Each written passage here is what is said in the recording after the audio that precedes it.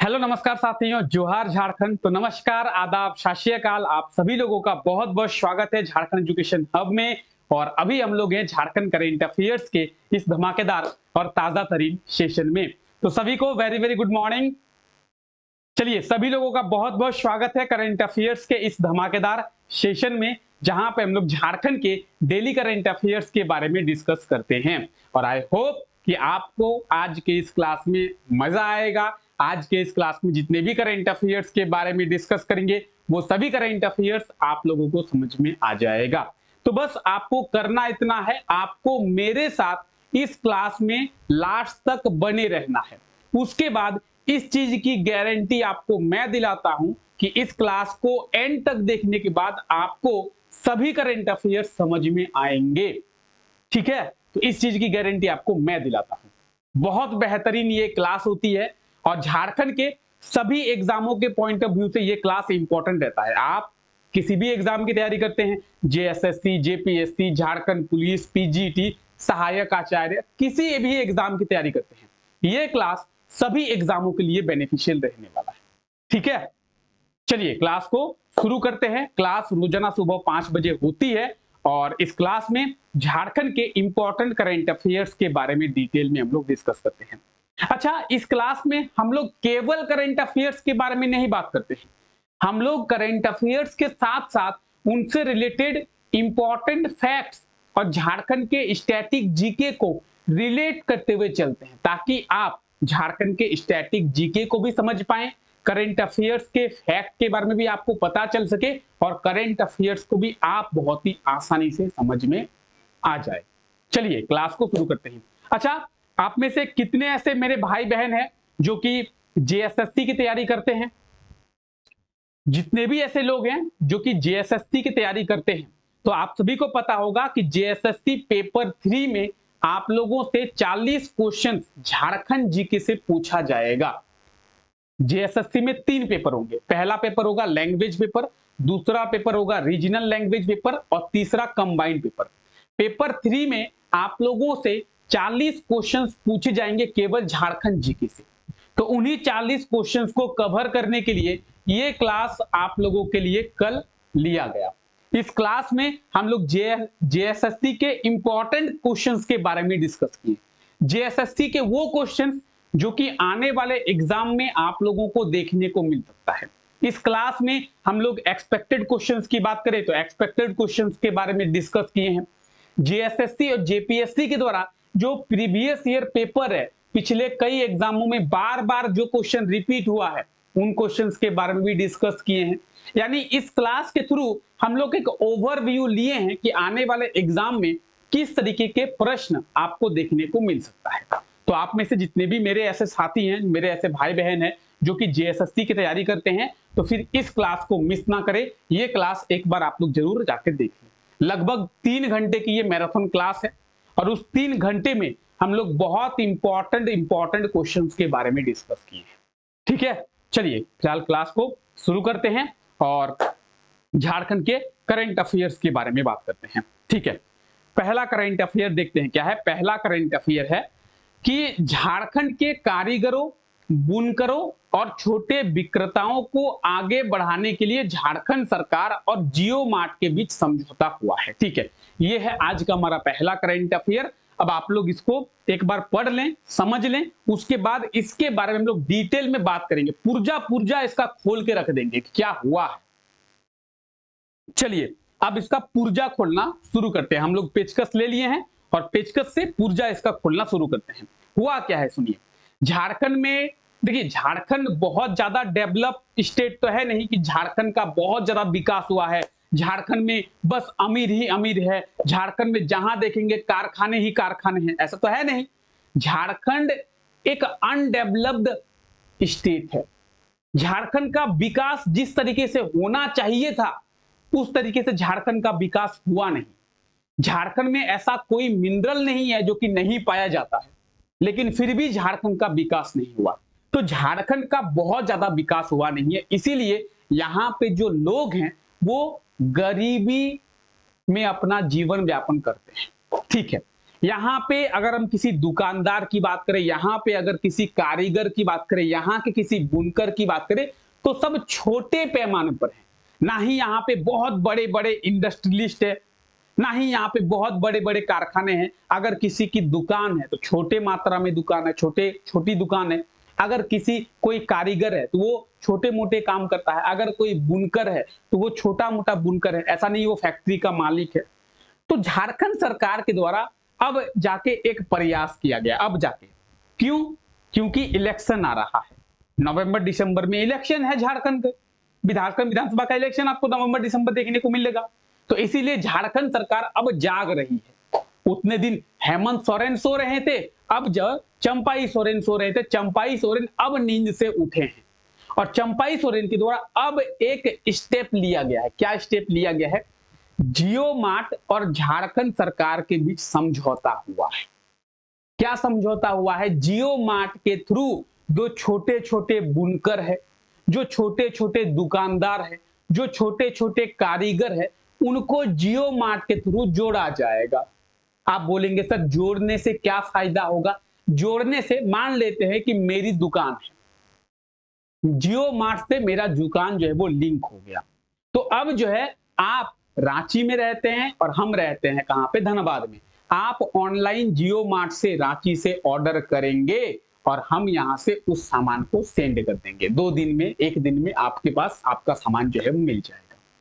या फिर हम धनबाद में रहते हैं, आप भी धनबाद में रहते हैं, आपको कोई सामान चाहिए, आपने ऑनलाइन ऑर्डर किया, तो मेरा दुकान कहीं भी हो, मेरा सामान जो है वो जियो मार्ट के थ्रू बिक रहा होगा। अगर मेरे दुकान की बिक्री नहीं हो रही है तो जियो मार्ट के थ्रू मेरा सामान जो है वो बिक रहा होगा। इसीलिए जियो मार्ट के थ्रू लोगों को जोड़कर एक ये प्रयास किया जा रहा है कि आप जो है क्या करें?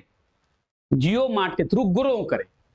ठीक है, तो इसीलिए झारखंड सरकार के द्वारा जियो मार्ट और झारखंड सरकार के बीच में समझौता हुआ है। ठीक है, तो आई होप तो आप लोग समझ पा रहे होंगे। ठीक है, जो भी बातें अभी मेरे द्वारा आपको कही गई है वो सभी बातें आप यहाँ पे रिटन फॉर्मेट में देख पा रहे हैं। इस रिटन फॉर्मेट के थ्रू आप आसानी से अपने नोट्स को बना पाएंगे। ठीक है, अगर आपको स्क्रीनशॉट लेना है तो स्क्रीनशॉट ले सकते हैं। बाकी आज की इस क्लास में हम लोग जितने भी करंट अफेयर्स के बारे में डिस्कस करेंगे उसका प्रॉपर आपको पीडीएफ मिलेगा। वो पीडीएफ आपको मिलेगा कहां पे, वो आगे हम लोग डिस्कस करेंगे। ठीक है, चलिए फिलहाल आगे बढ़ते हैं। केंद्रीय कोयला मंत्रालय के द्वारा यानी कोल मिनिस्ट्री के द्वारा क्या हुआ है? टोटल 61 कोल ब्लॉक की नीलामी किया जाएगा। पूरे देश भर से 61 कोल ब्लॉक की नीलामी की जाएगी। किसके द्वारा? केंद्रीय कोयला मंत्रालय के द्वारा, यानी केंद्र सरकार के द्वारा, झारखंड सरकार के द्वारा नहीं, केंद्र सरकार के द्वारा। ठीक है, तो फिलहाल हम लोग क्या बात कर रहे हैं करंट अफेयर में कि केंद्र सरकार के द्वारा पूरे देश भर के 61 कोल ब्लॉक की नीलामी की जाएगी। अब कोल ब्लॉक की नीलामी क्यों किया जाता है और कोल ब्लॉक क्या है, आइए समझते हैं। सबसे पहले बात करते हैं सर कोल ब्लॉक क्या है। झारखंड के किसी भी व्यक्ति को कोल ब्लॉक के बारे में तो बताना नहीं होगा, फिर भी बताते हैं। जहां से कोयले को निकाला जाता है उसे हम लोग कोल ब्लॉक कहते हैं। जैसे कोल माइंस होता है ना, उसे कोल ब्लॉक कहते हैं। ठीक है, भारत सरकार के द्वारा 61 कोल ब्लॉक की नीलामी की जाएगी पूरे भारत के। क्यों नीलामी की जाएगी? भारत सरकार किसी कंपनी को टेंडर दे देगी कि आप मुझे सालाना इतना रेवेन्यू दीजिएगा, बाकी आप उस कोल ब्लॉक से कोल निकालिए। ठीक है, जैसे मान लीजिए मेरी कंपनी है क्या, रितेश कोल कंपनी। तो भारत सरकार से मैंने 5 कोल ब्लॉक ले लिया। भारत सरकार ने कहा कि आप मुझे 1 साल में 100 करोड़ दे दीजिएगा। ठीक है, हालांकि ये 100 करोड़ नहीं होता, ये और होता है, लाखों करोड़ों में जाता है। एग्जाम्पल के लिए मानते हैं कि भारत सरकार ने मुझे कहा कि 1 कोल ब्लॉक के लिए आप मुझे 1 साल में 100 करोड़ दे दीजिएगा। आपको 5 कोल ब्लॉक दे रहे हैं तो आप सालाना 500 करोड़ मुझे दे दीजिएगा। मैंने कहा ठीक है। अब मैं वहां से कोयले को निकालूंगा, कोयले को बेचूंगा। अब कोयले को निकालने के बाद बेचने पर मुझे चाहे 100 करोड़ का प्रॉफिट हो चाहे ना हो, लेकिन भारत सरकार को मुझे 100 करोड़ देना है 1 कोल ब्लॉक से। तो इस तरीके से कोल ब्लॉक की नीलामी की जाती है। भारत सरकार क्या करती है, किसी भी प्राइवेट कंपनी को कोल ब्लॉक दे देती है और प्राइवेट कंपनी वहां पे अपना कोयला निकालती है, कोयले को बेचती है, सरकार को रेवेन्यू दे देती है। ठीक है, तो हम लोग बात कर रहे थे कि पूरे देश के 61 कोल ब्लॉक की नीलामी भारत सरकार के द्वारा किया जाएगा और इन 61 कोल ब्लॉक में झारखंड के भी 6 कोल ब्लॉक शामिल है। तो झारखंड के कितने हैं? झारखंड के 6 कोल ब्लॉक शामिल है। ठीक है, तो आप देख सकते हैं केंद्रीय कोयला मंत्रालय के द्वारा झारखंड के 6 कोल ब्लॉक का चयन किया गया है। किसके लिए? नीलामी के लिए। ठीक है, आगे बात करते हैं। आइए अब हम लोग बात कर रहे हैं कि झारखंड के 6 कोल ब्लॉक है। तो झारखंड के 6 कोल ब्लॉक कौन कौन से हैं? हजारीबाग में है बुढ़ू कोल ब्लॉक, हजारीबाग में है गावा पूर्वी कोल ब्लॉक, गोड्डा में है दुलिया कोल ब्लॉक, दुमका में है गोलमा पहाड़ी कोल ब्लॉक, लातेहार जिले में है काइमा कोल फील्ड और लातेहार जिले में ही है केरेडारी बीसी नॉर्थ। ठीक है, Keredari BC north coal field.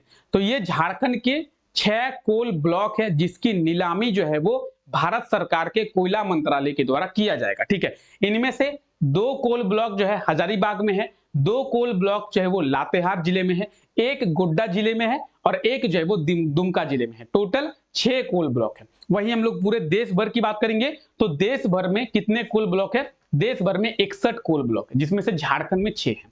ठीक है, तो आई होप तो यहां तक आपको समझ में आ गया होगा। ठीक है, अगर किसी को स्क्रीनशॉट लेना है तो इसको पहले मिटा देते हैं। चलिए अब आप लोग स्क्रीनशॉट ले सकते हैं जिससे आप अपने नोट्स को बहुत ही इजीली बना पाएंगे। नोट्स के लिए आप पीडीएफ को भी डाउनलोड कर पाएंगे।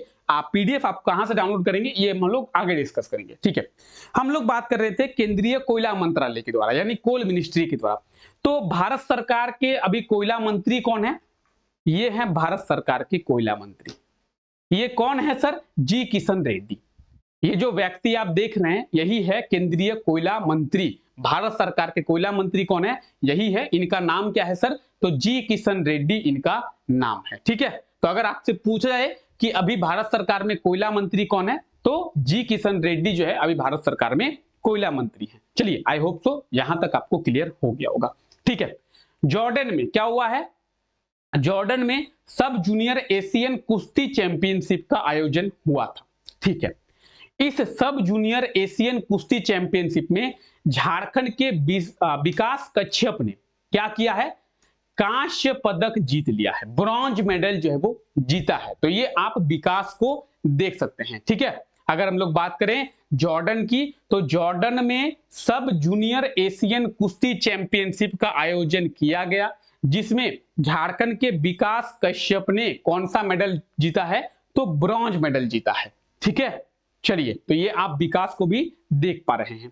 सभी बातें आपको यहाँ पे रिटन फॉर्मेट में मिल जाएगी और आपको एक और चीज याद रखना है, विकास कश्यप जो है वो 48 केजी के ग्रुप में ये मेडल जो है वो प्राप्त किए हैं। ठीक है, कौन? विकास कश्यप। ठीक है, क्लियर? चलिए आगे बात करते हैं। आप सभी को पता होगा 23 जून को हर साल इंटरनेशनल ओलंपिक डे जो है वो मनाया जाता है। ठीक है, 23 जून को हर साल इंटरनेशनल ओलंपिक डे मनाया जाता है। अगर बात करें ओलंपिक की तो इस बार 2024 में कहां पे ओलंपिक का आयोजन होगा? पेरिस में ओलंपिक का आयोजन किया जाएगा। और ओलंपिक के लिए झारखंड के किस खिलाड़ी का चयन किया गया है? तो आपको बताया गया है कि ओलंपिक के लिए झारखंड की अंकिता भगत का चयन किया गया है। यानी झारखंड की अंकिता भगत आपको ओलंपिक में खेलती हुई नजर आएंगी। तो याद रखें कि हर साल इंटरनेशनल ओलंपिक डे एग्जाम में पूछा जाता है कि इंटरनेशनल ओलंपिक डे कब मनाया जाता है? 23 जून को इंटरनेशनल ओलंपिक डे मनाया जाता है। इस साल ओलंपिक का आयोजन कहां पे होगा? इस साल ओलंपिक का आयोजन होगा पेरिस में। और झारखंड के किस खिलाड़ी का चयन ओलंपिक के लिए किया गया है? तो पेरिस ओलंपिक के लिए झारखंड की अंकिता भगत का चयन किया गया है। ठीक है सर, हर साल 23 जून को इंटरनेशनल ओलंपिक डे मनाया जाता है। हाँ ठीक है सर। तो सर पहली बार कब मनाया गया था? पहली बार 23 जून 1948 को मनाया गया था। याद रखें कि इंटरनेशनल ओलंपिक डे, अंतरराष्ट्रीय ओलंपिक दिवस पहली बार कब मनाया गया था? तो 23 जून को पहली बार मनाया गया था। ठीक है, क्लियर? ठीक है, अब हम लोग बात करते हैं कि इस वर्ष का थीम क्या है। लेट्स मूव एंड सेलिब्रेट क्या है? तो अगर आपसे पूछा जाए कि इंटरनेशनल ओलंपिक डे 2024 का थीम क्या है, लेट्स मूव एंड सेलिब्रेट, ये जो है इस वर्ष का थीम है। ठीक है, तो आप लोग याद रखेंगे 23 जून को हर साल इंटरनेशनल ओलंपिक डे जो है वो सेलिब्रेट किया जाता है। आई होप तो यहां तक आपको क्लियर हो गया होगा। जितने भी करंट अफेयर्स के बारे में यहां पे हम लोग डिस्कस किए, जितने भी करंट अफेयर्स के बारे में हम लोग समझे, वो सभी करंट अफेयर्स आपको समझ में आ गया होगा। अगर आप लोगों को करंट अफेयर समझ में आ गया है तो जल्दी से एक बार क्लास को लाइक कर दें और चलिए उन करंट अफेयर्स से रिलेटेड कुछ क्वेश्चंस करते हैं। क्वेश्चंस क्यों करेंगे? ताकि आप ये समझ पाएं कि जिन करंट अफेयर्स के बारे में अभी हम लोग डिस्कस किए, जो करंट अफेयर्स अभी हम लोग देखें, वो करंट अफेयर्स आपको समझ में आया कि नहीं आया। आइए उनसे रिलेटेड कुछ क्वेश्चंस करते हैं। पहला क्वेश्चन है कि हाल ही में झारखंड सरकार और किसके बीच में समझौता किया गया है? तो अभी हम लोग देखें, झारखंड सरकार और किसके बीच में? झारखंड सरकार और जियो मार्ट के बीच समझौता किया गया है। ऑप्शन ए बिल्कुल सही आंसर हो जाएगा। Option A is the right answer. ठीक है, नेक्स्ट क्वेश्चन क्या है? नेक्स्ट क्वेश्चन है, हाल ही में केंद्रीय कोयला मंत्रालय के द्वारा झारखंड के कितने कोल ब्लॉक का चयन जो है वो नीलामी के लिए किया गया है? तो केंद्रीय कोयला मंत्रालय के द्वारा झारखंड के कितने कोल ब्लॉक का जो चयन है वो नीलामी के लिए किया गया है? What is the right answer? Option A 5, option B 6, option C 9, option D 12। क्या होगा? ऑप्शन ए, बी, सी और डी सही आंसर क्या होगा? झारखंड के कितने कोल ब्लॉक? झारखंड के total 6 coal block. Option B will be right answer. Option B इसका बिल्कुल सही आंसर हो जाएगा, झारखंड के 6 कोल। अगर बात करें पूरे देश भर की, तो पूरे देश भर के 61 कोल ब्लॉक का चयन किया गया है, जिसमें झारखंड के 6 कोल ब्लॉक शामिल है। ठीक है, अच्छा, केंद्रीय कोयला मंत्री कौन है? जी किशन रेड्डी केंद्रीय कोयला मंत्री। ठीक है, चलिए क्लास का पीडीएफ आपको कहां पे मिलेगा? क्लास का पीडीएफ आपको मिलेगा टेलीग्राम चैनल पे। हम लोग अभी जितने भी करंट अफेयर्स के बारे में डिस्कस कर रहे हैं, जो भी कंटेंट के बारे में देख रहे हैं, आप जो भी कंटेंट को देख पा रहे हैं, पूरा का पूरा कंटेंट का आपको फॉर्मेट मिलेगा। एक एक चीज जो लिखा हुआ है सभी चीजें आपको मिल जाएगी। अब मिलेगा कहां पे पीडीएफ? आपको पीडीएफ मिलेगा आपको टेलीग्राम चैनल पे। अच्छा, टेलीग्राम चैनल को कैसे ज्वाइन करेंगे सर? डिस्क्रिप्शन में लिंक दिया हुआ है, उस लिंक के थ्रू आप टेलीग्राम चैनल को ज्वाइन कर पाएंगे। डिस्क्रिप्शन में आप लोगों को कई सारे लिंक्स दिए हुए हैं, तो एक बार इस क्लास को करने के बाद डिस्क्रिप्शन को जरूर चेक करें। ठीक है, चलिए आगे बढ़ते हैं। हमारा अगला क्वेश्चन है, केंद्रीय कोयला मंत्रालय के द्वारा देश भर के कितने कोल ब्लॉक का चयन नीलामी के लिए किया गया है? अभी बात की, अभी क्या होगा सही answer? Option D will be right answer, 61 61 coal block. देश भर के 61, झारखंड के 6। ठीक है, नेक्स्ट क्वेश्चन है, जॉर्डन में आयोजित क्या एशियन कुश्ती चैंपियनशिप में, जॉर्डन में क्या आयोजित? तो जॉर्डन में एशियन कुश्ती चैंपियनशिप में आयोजित विकास कश्यप को कौन सा पदक मिला है? विकास कश्यप को क्या क्या होगा सही answer?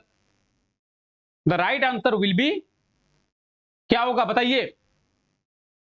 Option B bronze medal. कौन सा मेडल? ब्रॉन्ज मेडल, कांस्य पदक मिला है। 48 केजी के ग्रुप में विकास कश्यप को जॉर्डन में आयोजित एशियन कुश्ती चैंपियनशिप में ब्रॉन्ज मेडल यानी कांस्य पदक मिला है। ठीक है, नेक्स्ट क्वेश्चन क्या है? नेक्स्ट क्वेश्चन है, इंटरनेशनल ओलंपिक डे कब मनाया जाता है? इंटरनेशनल ओलंपिक डे कब सेलिब्रेट किया जाता है? 22 जून, 23 जून, 24 जून, 25 जून। ऑप्शन ए, बी, सी और डी क्या होगा सही answer? What will be right answer? बताएंगे what will be right answer? Right answer जो है वो क्या होगा? Option A 22 June, option B 23 June, option C 24 June या फिर ऑप्शन डी 25 जून। तो the right answer will be option B 23 June. हर साल 23 जून को इंटरनेशनल ओलंपिक डे यानी अंतरराष्ट्रीय ओलंपिक दिवस मनाया जाता है। ठीक है, कब? 23 जून को। आप लोगों को याद रखना है। पहली बार कब मनाया गया था सर? 23 जून 1948 में पहली बार इंटरनेशनल ओलंपिक डे मनाया गया था। क्लियर है? क्लियर? चलिए अब देखते हैं कल के क्लास में आपसे कौन सा क्वेश्चन पूछा गया था। कल के क्लास में आप लोगों से यह क्वेश्चन पूछा गया था। क्वेश्चन था, पेरिस ओलंपिक के लिए झारखंड के किस खिलाड़ी ने क्वालिफाई किया है? तो पेरिस ओलंपिक के लिए झारखंड की अंकिता भगत ने क्वालिफाई कर लिया है। अब आपको पेरिस ओलंपिक में अंकिता भगत देखने को मिलेंगी। ठीक है, तो पेरिस ओलंपिक के लिए झारखंड की अंकिता भगत ने क्वालिफाई कर लिया है। आज के लिए ये रहा आपका क्वेश्चन, आजसू पार्टी की स्थापना किसके द्वारा किया गया था? तो एक बार आप लोग सही आंसर कमेंट करके बताएंगे कि आजसू पार्टी की जो स्थापना है वो किनके द्वारा किया गया था। Option A Vinod Bihari Mahato, option B Nirmal Mahato, option C Shibu Soren या फिर ऑप्शन डी जयपाल सिंह मुंडा। तो आजसू पार्टी की स्थापना किसके द्वारा किया गया था? साथ ही साथ आप लोग ये भी कमेंट करके बताएं कि आजसू पार्टी की स्थापना कब की गई थी, आजसू पार्टी का चुनाव चिन्ह क्या है और अभी वर्तमान में आजसू पार्टी के अध्यक्ष कौन है। यानी आजसू पार्टी के बारे में आपको डिटेल में हर एक चीज कमेंट करना है। क्या क्या आंसर देना है? आजसू पार्टी की स्थापना किसके द्वारा किया गया था, आजसू पार्टी की स्थापना कब किया गया था, आजसू पार्टी के अभी वर्तमान में अध्यक्ष कौन है, आजसू पार्टी का चुनाव चिन्ह क्या है। ठीक है, ये 4 चीजें आपको कमेंट करनी है। चलिए, आई होप तो कि आपको इसका आंसर मालूम होगा और आप इसका आंसर अभी तक कमेंट कर दिए होंगे। तो अगर नहीं कमेंट किए हैं वीडियो को पॉज करें और जो भी इसका सही आंसर होगा आप लोग कमेंट करके जरूर बताएं। चलिए, फिलहाल आज के लिए इस क्लास को यहीं तक रखते हैं। आप सभी लोगों का बहुत बहुत शुक्रिया इस क्लास का हिस्सा बनने के लिए। मिलते हैं आप लोगों से नेक्स्ट क्लास में, तब तक के लिए thank you, take care, bye.